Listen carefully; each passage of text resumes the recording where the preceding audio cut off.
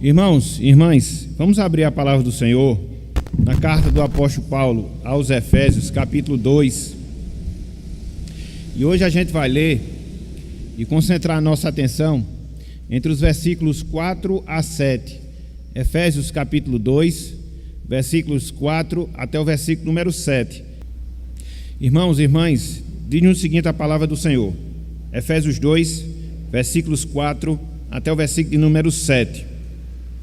Mas Deus, sendo rico em misericórdia, por causa do grande amor com que nos amou, e estando nós mortos em nossos delitos, nos deu vida juntamente com Cristo.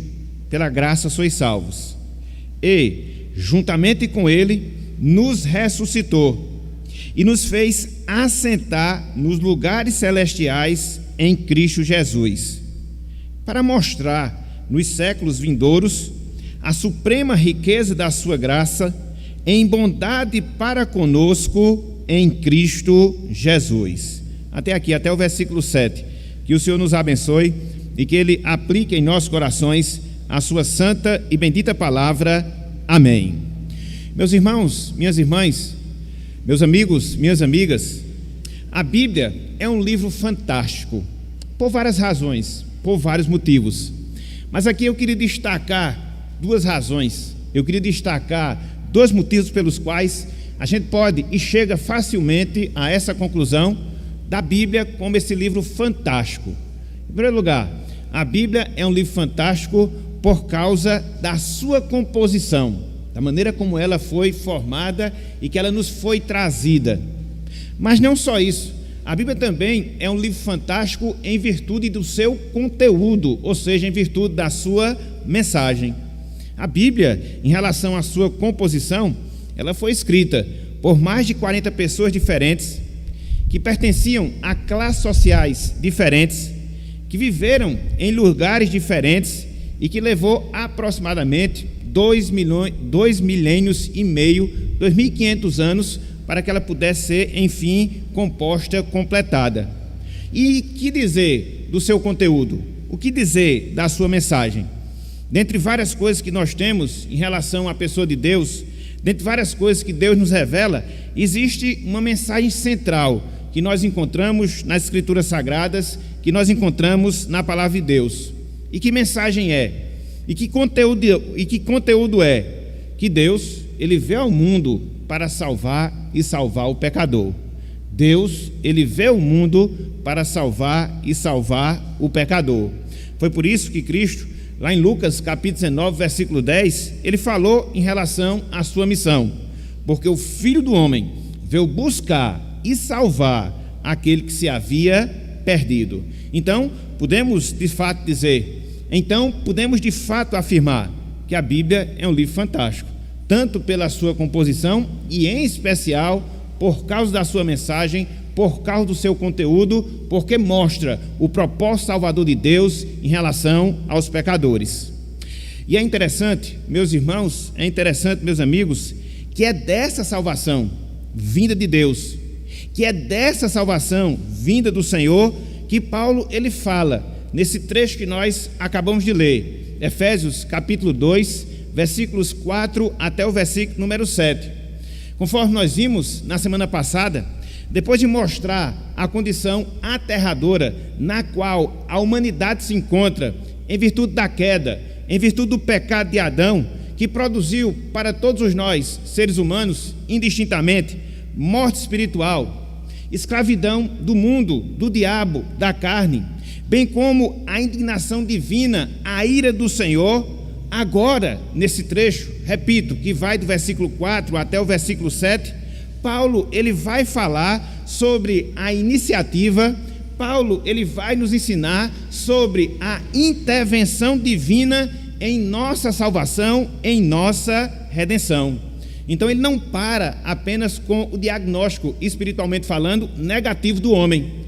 Ele vai adiante, ele prossegue e começa agora a nos ensinar e começa agora a esclarecer tanto a disposição como também a forma através da qual Deus ele nos salvou e nos salvou em Cristo Jesus. É por isso, meus irmãos, é por isso, meus amigos, que esse trecho que nós lemos, ele inicia com essa expressão, mas Deus, essa conjunção adversativa, como nós falamos na língua portuguesa. E a partir dessa expressão, mas Deus, depois de mostrar toda a situação aterradora, espiritualmente falando, que o homem se encontra, Paulo, ele vai mostrar o motivo e a forma que Deus, ele operou a salvação, não só na vida dos efésios, mas o motivo e a forma que Deus opera na sua salvação em relação às nossas vidas, em relação a todos nós. Por isso, meus irmãos, por isso, minhas irmãs, meus amigos, minhas amigas, com base nesse pensamento, dessa intervenção divina, com base nesse pensamento, dessa maneira como Deus, ele nos salva em Cristo Jesus, eu queria que nós considerássemos o seguinte tema, eu queria que nós considerássemos o seguinte assunto na noite de hoje: a maravilhosa salvação. A maravilhosa salvação. E aí nós podemos nos indagar, e aí nós podemos nos questionar, mas por que será que a salvação é algo tão maravilhoso assim? Por que será que nós podemos concluir que de fato a salvação é algo maravilhoso? Com base nesse trecho, com base nessa passagem. E aqui, com a graça de Deus, nós queremos ver 1, 2, 3, 4 razões pelas quais a salvação do Senhor, a salvação de Deus é de fato algo maravilhoso para cada um de nós. Em primeiro lugar, meus irmãos, em primeiro lugar, meus amigos, a salvação, ela é maravilhosa porque ela é movida por Deus. A salvação, ela é maravilhosa porque ela é movida e movida por Deus. Vejam aí, versículo 4, capítulo 2 e a parte final do versículo 5. Efésios capítulo 2, versículo 4 e a parte final do versículo 5. Diz o seguinte, a palavra do Senhor: mas Deus, veja, sendo rico em misericórdia, por causa do grande amor com que nos amou, finalzinho do versículo 5, pela graça sois salvos. Pela graça sois salvos. Aqui nesses trechos, aqui nessas passagens, o apóstolo Paulo, meus irmãos, o apóstolo Paulo, meus amigos, ele atribui a salvação dos efésios à bondade de Deus, à bondade do Senhor. Repetindo, aqui nesse trecho, aqui nesses versos, Paulo, ele atribui a salvação dos efésios, as pessoas para as quais ele está escrevendo, a bondade de Deus, a bondade do Senhor.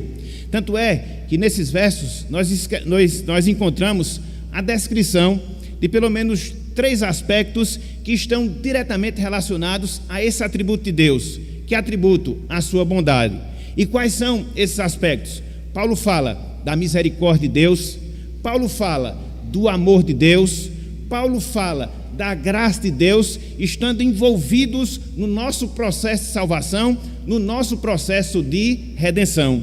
Quando nós estudamos acerca de Deus, o seu ser, a gente percebe que essa é uma das suas características, que esse é um dos seus atributos, a sua bondade.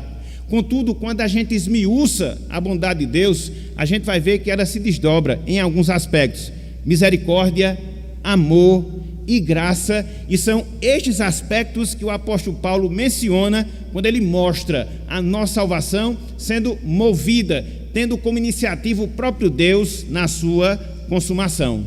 E aí nós podemos nos indagar, e aí nós podemos nos perguntar: mas como é que a misericórdia, como é que o amor, como é que a graça de Deus, eles estão envolvidos no nosso processo de salvação, na aplicação da salvação propriamente dito? Vamos ver, meus irmãos, vamos ver, meus amigos.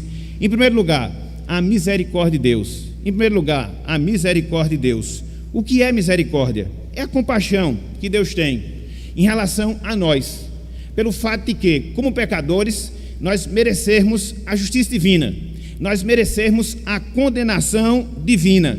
Então, foi justamente isso que se deu. Então, foi justamente isso que aconteceu em relação a cada um de nós que somos salvos.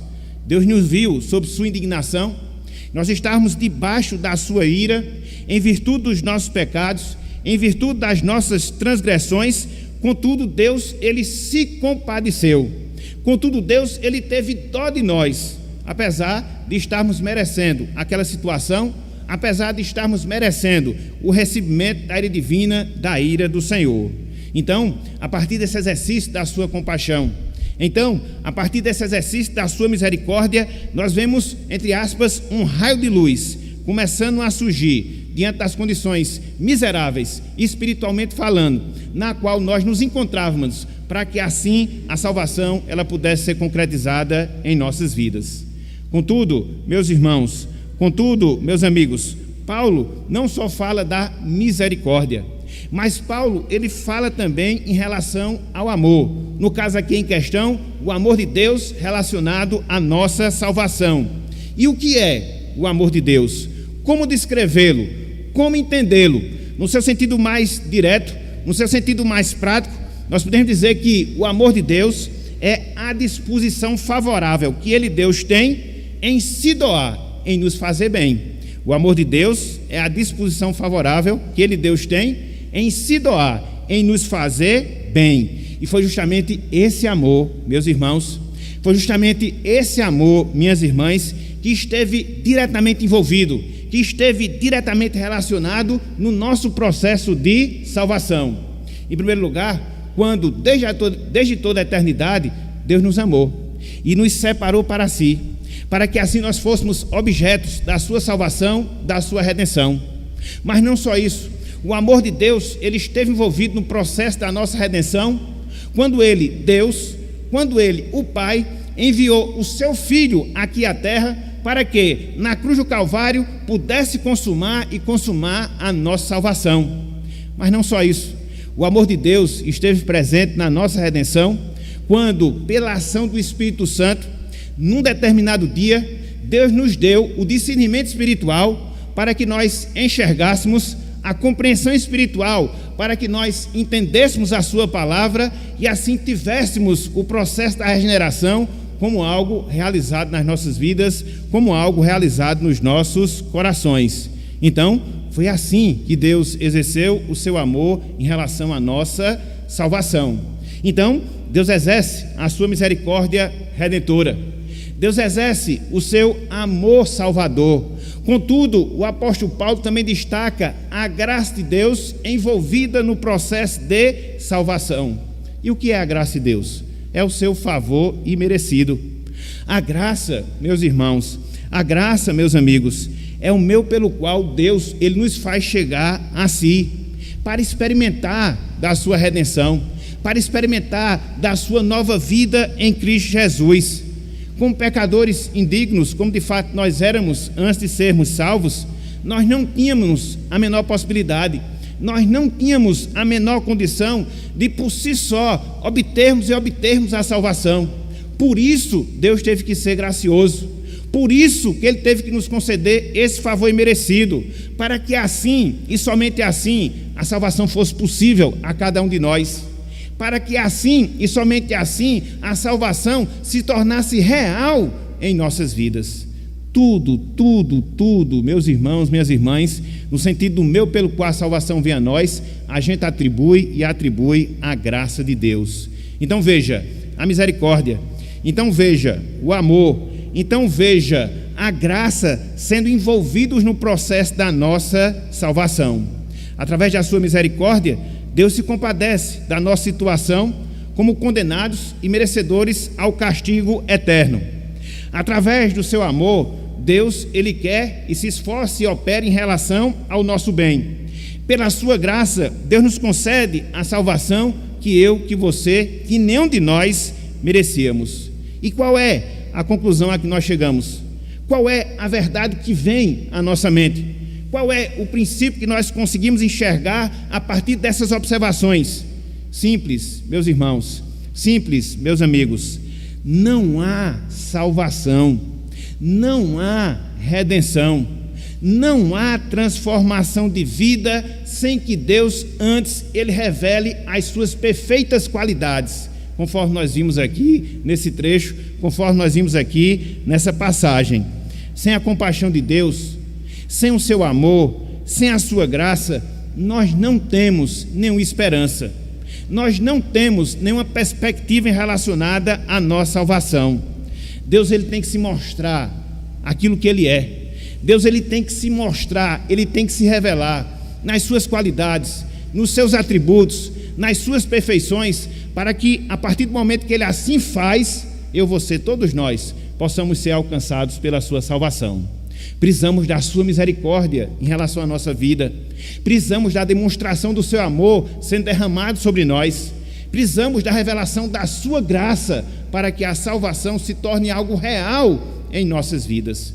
Portanto, nós podemos fazer coro com o profeta que a salvação, ela pertence a Deus, a salvação pertence ao Senhor e é uma prerrogativa exclusiva do nosso Deus em relação à nossa redenção.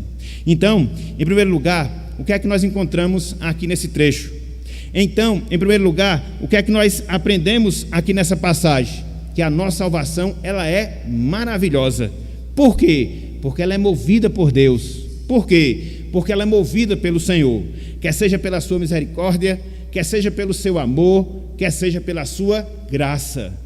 Contudo, meus irmãos, contudo, meus amigos, não só por essa razão, não só por esse motivo, nós podemos chegar à conclusão que a salvação é de fato algo maravilhoso. Mas há uma segunda razão, mas há um segundo motivo que nós encontramos aqui nesse texto e que nos faz chegar a essa mesma conclusão. Ou seja, em segundo lugar, a salvação ela é maravilhosa porque ela é concedida a pecadores. Em segundo lugar, a salvação ela é maravilhosa porque ela é concedida a pecadores. Vejam aí, versículo 5. Vejam aí, versículo 5. A parte inicial do versículo 5. Diz o seguinte, a palavra de Deus: e estando nós mortos em nossos delitos. E estando nós mortos em nossos delitos. Aqui nessa frase, nesse trecho, o apóstolo Paulo relembra a condição pecaminosa na qual se encontravam os efésios quando eles foram salvos, quando eles foram remidos. A palavra delitos, conforme nós vimos no domingo anterior, tem a ver com se desviar dos caminhos de Deus. Tem a ver com se desviar dos caminhos do Senhor. E era justamente dessa forma, e era justamente dessa maneira que os efésios eles viviam dominados pela desobediência a Deus. Eles viviam dominados pelo afastamento e o afastamento do Senhor. É por isso que Paulo aqui ele fala que eles estavam mortos, indicando uma condição de impotência, indicando uma condição de fraqueza espiritual, seja para buscar a Deus, fraqueza espiritual, seja para buscar a salvação e a salvação do Senhor. Contudo, foram nestas condições, foi nessa situação que Deus os salvou e os salvou em Cristo Jesus. E isto, meus irmãos, e isto, minhas irmãs, serve para nós como um princípio que jamais nós devemos nos esquecer. Que princípio é? Que verdade é? A salvação, ela se reveste de beleza, porque ela é dada a quem está em pobreza espiritual. A salvação, ela se reveste de beleza, porque ela é dada, porque ela é concedida àqueles que se encontram em pobreza e pobreza espiritual.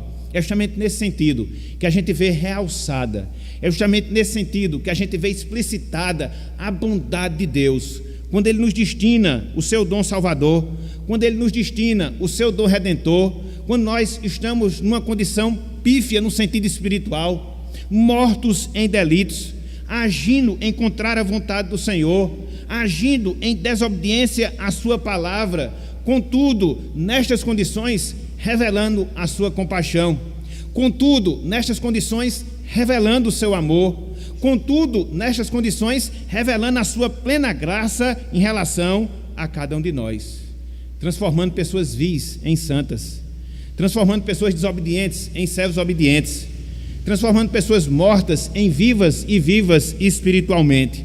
Então, a salvação é algo belo justamente por causa disso, porque ela é concedida, porque ela é dada a pessoas que estão em uma situação paupérrima, pobre em termos espirituais. É por isso, meus irmãos, é por isso, minhas irmãs, que jamais jamais, jamais nós devemos nos gloriar na nossa salvação. Até porque quando nós consideramos aquilo que nós éramos, até porque quando nós refletimos naquilo que nós fazíamos, somente Deus, somente o Senhor para nos salvar. Porque se nós não fôssemos pessoas mundanas, muitos daqui éramos, nós éramos pessoas religiosas, orgulhosas, jactanciosas, e que nós pensávamos que por nós mesmos nós poderíamos obter o favor e o merecimento do Senhor. Também é o mesmo pecado, também é a mesma transgressão. Então é a bondade de Deus através da sua misericórdia, é a bondade de Deus através do seu amor, é a bondade de Deus através da sua graça que Ele nos alcança e nos salva em Cristo Jesus. Deus, meus irmãos, Deus, minhas irmãs, é o personagem principal da nossa história de salvação. Deus, Ele é o personagem principal da nossa história de redenção. Sem Ele, jamais, jamais nós poderíamos experimentar da sua redenção e de todos os seus benefícios espirituais. Então, a salvação, ela é maravilhosa? É. Em primeiro lugar, porque ela é movida por Deus.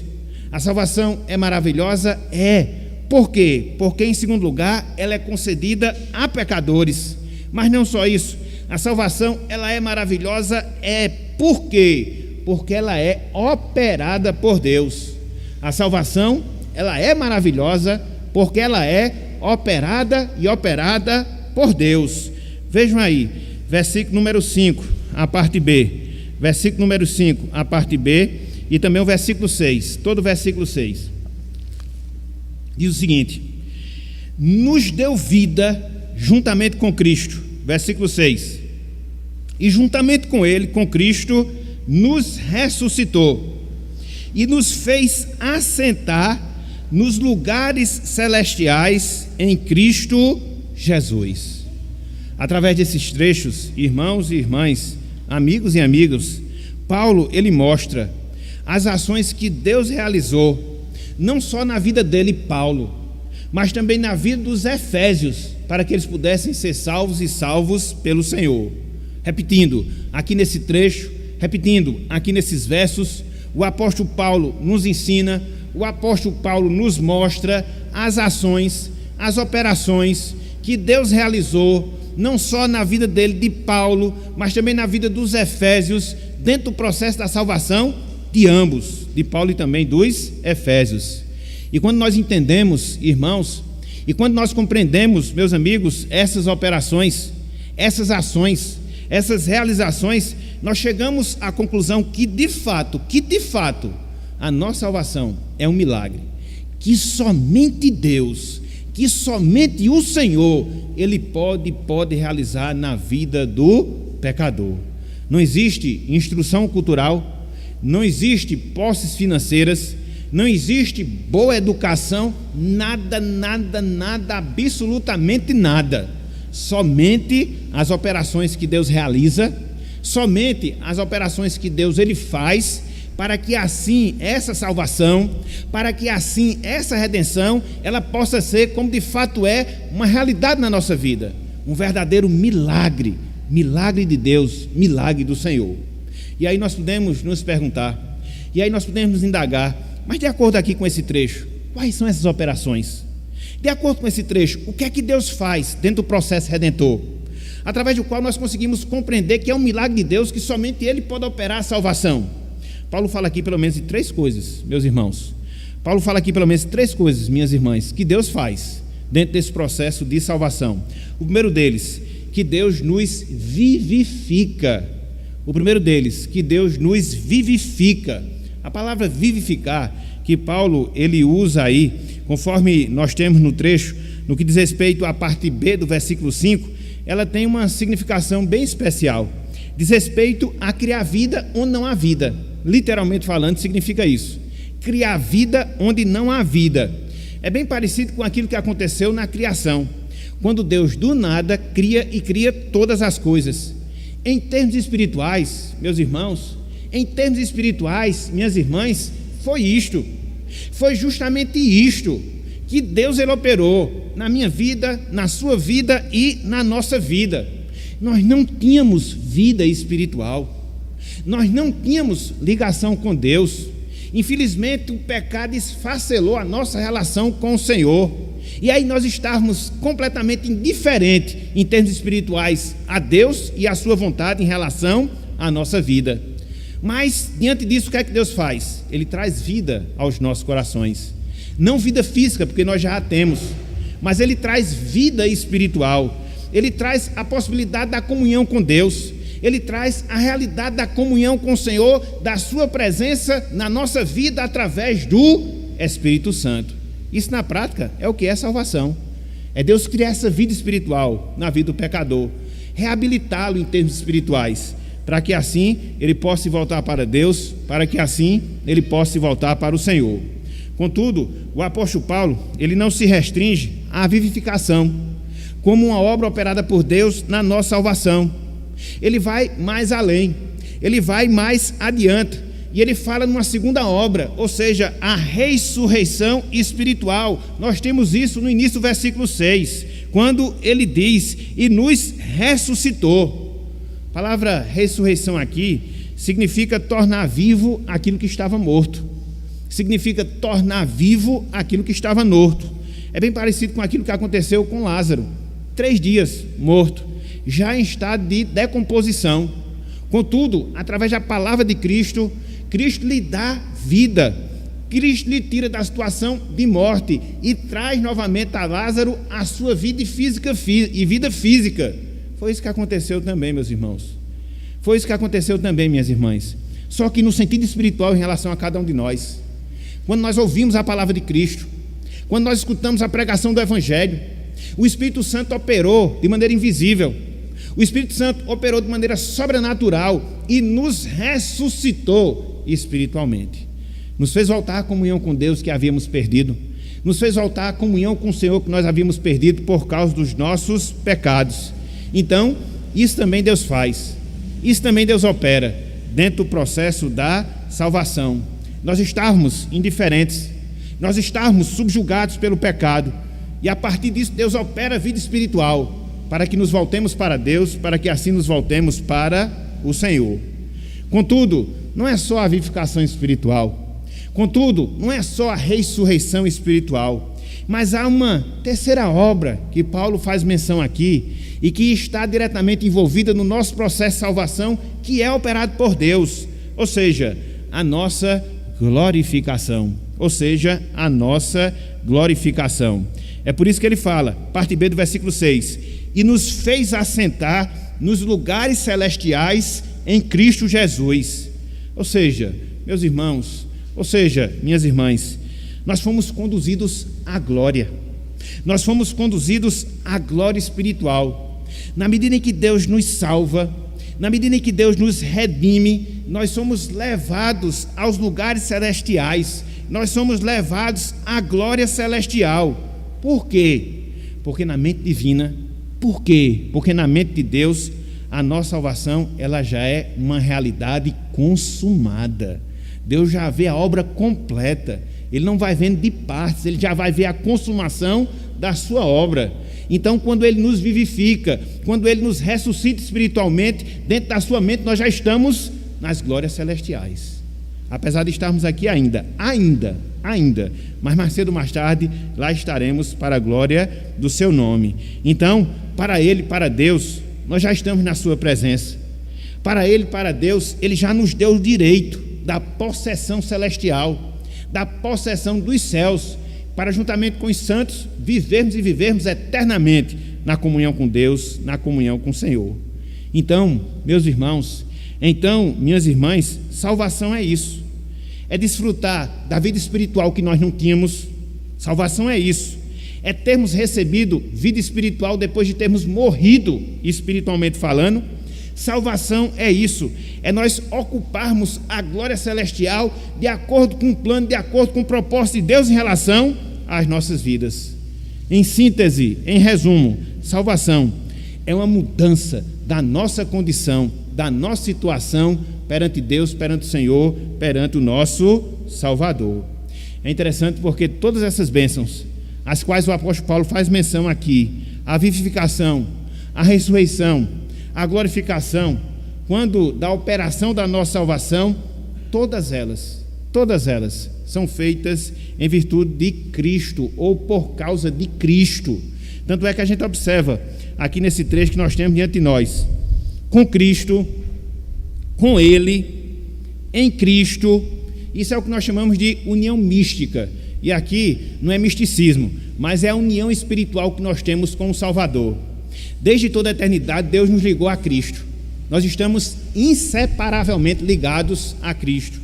E é essa ligação que nós temos com Cristo, por causa da vontade de Deus, desde toda a eternidade, que faz com que no tempo nós sejamos vivificados, que faz com que no tempo nós sejamos ressuscitados, que faz com que no tempo nós sejamos glorificados, para que na eternidade essa realidade ela possa ser consumada e consumada em nossas vidas. Em Cristo, meus irmãos, em Cristo, minhas irmãs, nós temos tudo o que nós precisamos espiritualmente falando. Não só vida espiritual, mas nós temos herança celestial. Em Cristo nós temos ampla suficiência de todas as nossas necessidades. E quando nós entendemos esses fatos, quando nós entendemos essas operações, isso serve para nós, meus irmãos, isso serve para nós, minhas irmãs, para nos dar cada vez mais certeza, convicção da nossa salvação. A nossa salvação ela não é uma possibilidade. A nossa salvação ela não é uma incerteza. A nossa salvação ela não vai depender essencialmente de nós, não, porque ela já está toda decretada, organizada, processada, consumada na mente do nosso Deus e pela vontade do nosso Senhor. Então é por isso, meus irmãos, que haja o que houver, é por isso, minhas irmãs, que aconteça o que acontecer, nós estaremos sempre seguros nas poderosas mãos de Deus, e de lá nós não sairemos até que nós estivermos na sua presença, para vivermos para todo sempre para a glória do seu nome. É por isso que a salvação é um milagre, que somente Deus. É por isso que a operação é um milagre, que somente o Senhor Ele pode realizar nas nossas vidas. Então, nos lembremos, por que a salvação ela é maravilhosa? Porque ela é movida por Deus, pela sua graça, pela sua misericórdia, pelo seu amor. Por que a salvação ela é maravilhosa? Porque ela é concedida a pecadores. Por que a salvação ela é maravilhosa? Porque ela é operada por Deus, nos vivificando, nos ressuscitando e nos glorificando. Contudo, ainda existe uma última razão. Contudo, ainda existe um último motivo pelo qual a salvação ela é maravilhosa. E qual é essa razão? Qual é esse motivo? A nossa salvação, meus irmãos, a nossa salvação, minhas irmãs, ela é destinada à glória de Deus, com crase. A nossa salvação, ela é destinada à glória de Deus. Versículo 7. Efésios capítulo 2, versículo 7. Veja, para mostrar nos séculos vindouros as abundantes riquezas da sua graça, pela sua benignidade para conosco em Cristo Jesus. Aqui nesse verso, o apóstolo Paulo afirma, aqui nesse verso, o apóstolo Paulo nos ensina que a finalidade da salvação, quer seja de Paulo, dos Efésios e por extensão da nossa, é para que sejam rendidas glórias e glórias eternas ao nome do nosso Deus, ao nome do nosso Senhor. A finalidade da salvação de Paulo, dos Efésios, por extensão a nossa, é para que ao nome de Deus sejam rendidas glórias e glórias e glórias eternamente. Essa expressão que nós temos aí, séculos vindouros, que é utilizada pelo apóstolo Paulo, aponta para o presente instante, mas não só isso, mas também se estende para toda a eternidade e por toda a eternidade. Conforme nós vimos nos versos anteriores, Deus ele dispensou a sua graça, Deus ele dispensou a sua misericórdia, Deus ele dispensou o seu amor, Deus ele dispensa a sua benignidade em relação à nossa salvação, porque nós somos pecadores e nós não temos por nós mesmos condições de obter a nossa salvação. Então, uma vez que a salvação for consumada, e já é, mas será consumada no seu sentido pleno na eternidade, quem vai receber toda a glória? Quem vai receber todo o louvor? Quem vai receber toda a adoração? O próprio Deus, meus irmãos. O próprio Senhor, minhas irmãs, aquilo que começa em Deus termina nele. Aquilo que começa em Deus, segue-se na sua vontade, vai se terminar nele também, Deus, para a sua glória, para toda a eternidade e para todo sempre. Amém, amém, amém. E veja aqui, meus irmãos, observa aqui, minhas irmãs, que coisa fantástica, que coisa maravilhosa o apóstolo Paulo aqui nos ensina.